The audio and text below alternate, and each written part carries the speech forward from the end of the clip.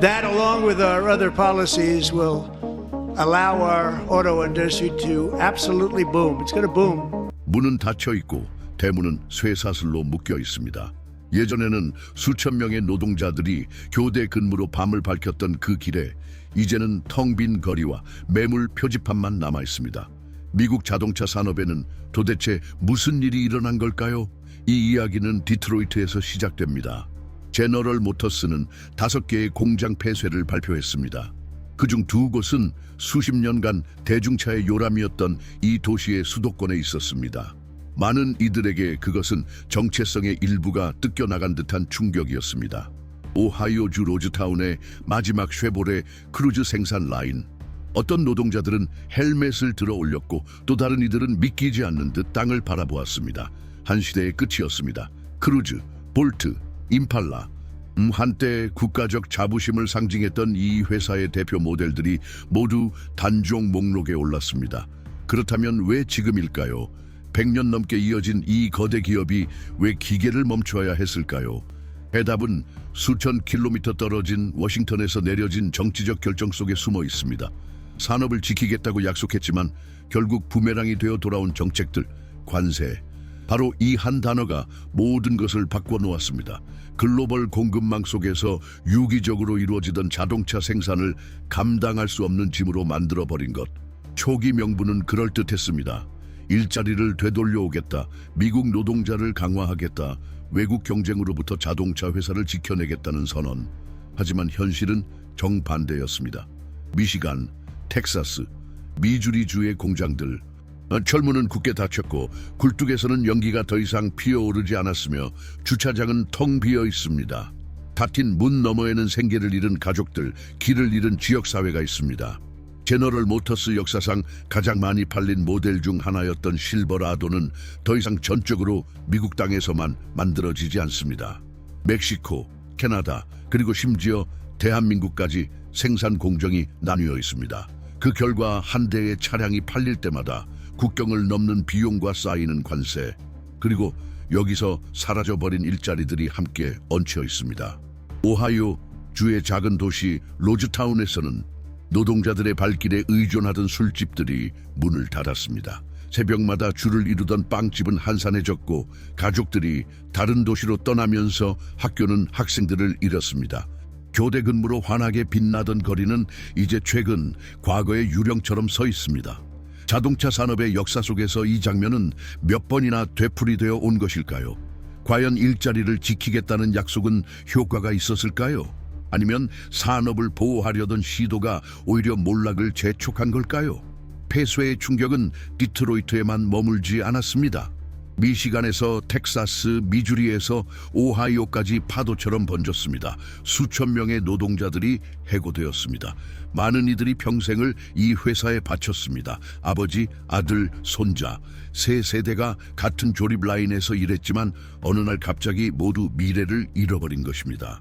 그리고 자동차 공장 하나는 수많은 중소기업의 생계를 떠받칩니다. 부품 공장, 운송업체, 금속 가공소, 서비스 업체들. 제너럴 모터스의 문이 닫히자 직접 고용된 직원들만 일자리를 잃은 것이 아니었습니다. 수천 개의 간접 고용 역시 함께 사라져버린 것입니다. 멕시코에서 제너럴 모터스 직원들은 정체된 임금 속에 살아가고 있습니다. 많은 이들이 회사 생존의 필수적인 공장에서 일하면서도 시간당 6달러도 차에 되지 않는 급여를 받고 있습니다. 반대로 미국에서는 한때 일자리 회복의 기회라며 관세 전쟁을 환영했던 노조들이 이제는 냉혹한 현실과 마주했습니다. 생산 라인이 통째로 멈추고 수천 개의 일자리가 사라진 것입니다. 이 아이러니는 잔혹합니다. 외국 경쟁에 맞서 노동자들을 단결시키겠다던 정책이 결국 국적을 가리지 않는 희생자를 양산한 것입니다. 충격은 회사가 혼란을 어떻게 이용했는지에서 드러났습니다. 멕시코 내륙 도시들에서 열린 총회에서 임금 인상 거부의 이유는 단 하나였습니다. 관세, 그리고 또 관세. 워싱턴이 부과한 벌칙 때문에 여유가 없다는 것이 회사의 주장이었습니다. 가족 생계를 꾸리기도 힘든 노동자들에게 이런 설명은 현실이라기보다 협박처럼 들렸습니다. 그 사이 디트로이트에서는 전미자동차 노동조합 대표들이 자신들이 위험한 게임에 끌려들었음을 깨닫고 있었습니다. 생산을 제국내화하겠다는 약속을 지지했지만 마주한 것은 문 닫힌 공장, 텅 빈 동네, 그리고 깨져버린 약속뿐이었습니다. 분노는 노조 연설이나 의회에 보내는 항의 서한에만 머물지 않았습니다. 그것은 행동으로 번져갔습니다. 미시간주 워런 같은 도시에서는 제너럴 모터스 공장 앞에서 시위가 커져갔습니다. 거기에는 미국 노동자들뿐만 아니라 멕시코 노동자 대표단까지 함께했습니다. 국경과 언어로 갈라져 있던 두 집단이 수십 년 만에 공통의 적을 발견한 것입니다. 한쪽에서는 일자리를 앗아가고 다른 쪽에서는 권리를 얼어붙게 만든 관세 체계였습니다. 이 불가능해 보였던 연대는 국제 언론의 주목을 받으며 또 하나의 모순을 드러냈습니다. 산업을 강화하기는커녕 무역전쟁은 노동의 기반을 갉아먹고 있었습니다. 분노가 커지는 동안 디트로이트의 경영진은 생존 전략을 짜내려 했습니다. 대책은 급진적이었습니다. 해외에서 생산된 차량 재고를 거의 3분의 1 가까이 줄이고 30만 대를 미국 내 조립 라인으로 옮겼습니다. 그리고 하나의 거대한 약속, 블레이저와 이퀴녹스 같은 전략 모델을 2027년까지 다시 미국에서 생산하겠다며 40억 달러가 넘는 투자를 내걸었습니다. 제너럴 모터스는 굴복하지 않겠다는 메시지를 보낸 것이었습니다. 하지만 과연 이런 움직임이 이미 벌어진 피해를 되돌리기에 충분할까요? 아니면 비전보다는 절망이 앞선 늦장 대응일 뿐일까요? 긴장은 공장 담장을 넘어 외교 무대까지 확산되었습니다. 캐나다 정부는 관세가 국제무역기구 규칙을 위반했다며 미국을 상대로 정식 제소를 검토하기 시작했습니다. 멕시코도 같은 길을 걸으며 자동차 산업뿐 아니라 글로벌 공급망 전체의 논리를 바꿀 수 있는 소송 준비에 착수했습니다. 태평양 건너편에서는 대한민국이 나섰습니다. 전기차 볼트의 핵심 조립 라인을 보유한 이 나라는 만약 갈등이 계속된다면 수십 년 동안 쌓아온 안보동맹 자체가 흔들릴 수 있다고 워싱턴에 분명히 경고했습니다. 중국은 위기 속의 틈을 놓치지 않았습니다. 값싼 전기차 수출을 라틴 아메리카와 아프리카로 가속화했습니다. 저렴한 대안을 찾는 소비자들과 차량 현대화를 추진하는 정부들이 있는 그곳에서 중국산 모델은 빠르게 자리를 차지했습니다. 단순히 고객을 얻는 것이 아니라 제너럴 모터스와 다른 미국 제조업체들이 자국에서 버티느라 허덕이는 동안 신흥시장의 깃발을 꽂는 행위였습니다. 디트로이트가 불을 끄는 사이 베이징은 전 세계적 존재감을 더욱 넓혀갔습니다. 제너럴 모터스는 아직 스스로의 운명을 통제하고 있을까요? 아니면 외부 세력의 손에 놀아나는 말판 위의 조각에 불과할까요? 미국 내부에서 회사는 여전히 끈질김을 보여주려 애쓰고 있습니다. 인디아나 주 포트웨인에서 픽업 트럭 생산을 확대하고 판매량보다 이윤율에 집중하며 수익성이 회사를 구할 수 있다고 주장합니다. 그러나 무대 뒤에서 시장 분석가들은 묻습니다. 이 전략은 과연 자동차 산업에서 여전히 결정적인 요소인 규모를 희생하는 것은 아닐까? 분기마다 재무제표는 줄어드는 이윤, 커지는 비용, 멈출 줄 모르는 정치적 압박을 보여주고 있습니다. 멕시코 국경 도시들에서는 임금 동결에 대한 불만으로 파업이 생산 라인을 멈춰 세우고 있습니다. 미국에서는 노조 총회가 점점 더 긴장된 자리로 변해 노동자들이 회사도 정부도 내놓지 못하는 답을 요구하고 있습니다. 국경 양쪽에서 시작된 불가능한 연대가 사회운동으로 자리 잡아가고 있습니다. 그리고 한때 정치인들의 연설로만 전해지던 이야기는 이제 생계와 존엄을 잃은 이들의 목소리로 다시 쓰이고 있습니다. 오하이오주 로즈타운에서는 옛 쉐보레 공장 맞은편에 있던 작은 카페가 이 몰락을 그대로 보여줍니다. 수년 동안 새벽 5시면 문을 열어 근무교대 전 노동자들로 늘 가득 찼습니다. 그러나 지금 카메라 앞에서 가게 주인은 더 이상 공급업체 대금을 감당할 수 없다고 털어놓습니다. 공장 폐쇄 이후 손님이 70% 줄어든 것입니다. 작은 사례이지만 직접 겪는 이들에게는 파괴적입니다.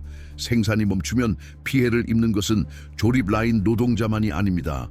상인, 운전사, 교사, 의사 모두가 멀리서 내려진 결정에 도미노 효과에 흔들립니다.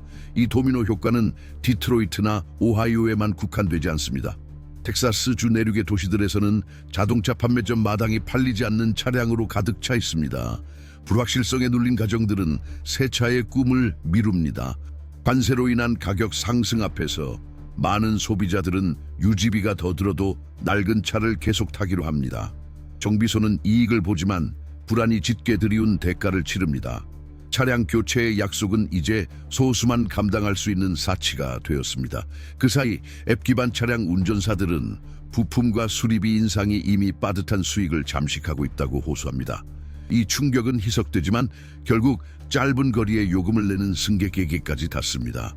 슈퍼마켓 진열대에서도 흔적은 뚜렷합니다. 옥수수 통조림 한 캔, 토마토 소스 한 봉지마저 비싸졌습니다.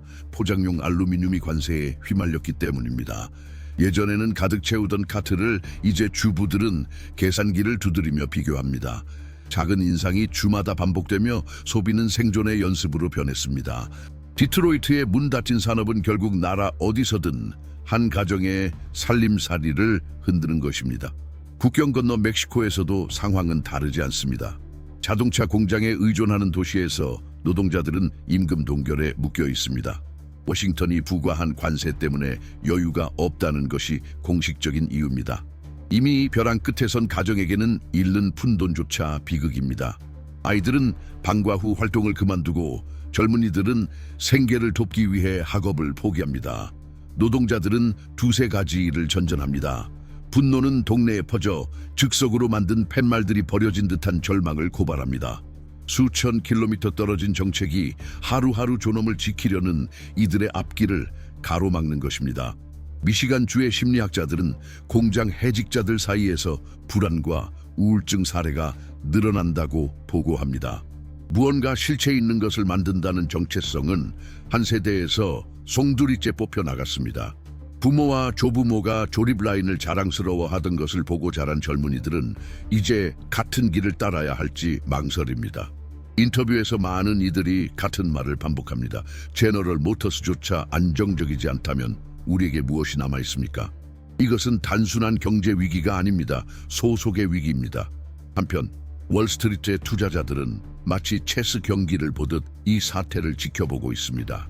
그러나 동네에서 사는 사람들에게 현실은 다릅니다. 공장 폐쇄는 체스판 위의 수가 아닙니다.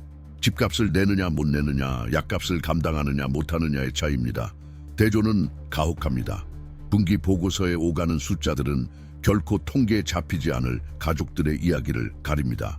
서둘러 이사가는 집들, 대학 계획을 접는 젊은이들, 존재 이유를 잃어가는 지역 사회들, 사람들은 아침에 눈을 뜨며 다음 발표, 다음 관세, 다음 집단 해고를 두려워합니다. 기자회견마다 새로운 수치가 제시되지만 거리의 사람들은 더 이상 안정이라는 약속을 믿지 않습니다. 현재의 상황은 무시하기 힘든 모순을 드러내고 있습니다. 노동자들은 끝내 오지 않는 해답을 기다리고 있습니다. 투자자들은 불안정하고 위험한 환경 속에서 수익을 쫓고 있습니다. 압박받는 정부는 스스로를 향해 되돌아오는 조치를 정당화하려 애쓰고 있습니다. 그 사이 국제 경쟁자들은 한 발 앞서 나아가며 모든 허점과 지연, 잘못된 결정을 파고들고 있습니다. 이제 논의의 중심에 놓인 것은 단순한 경제가 아닙니다. 정체성, 주권, 그리고 치열한 글로벌 경쟁 속에서 경쟁력이란 무엇인지에 대한 본질적 문제입니다. 그렇다고 해서 이것이 끝은 아닙니다. 지금은 과도기입니다. 불확실성 속에서 새로운 선택이 움트는 시간입니다.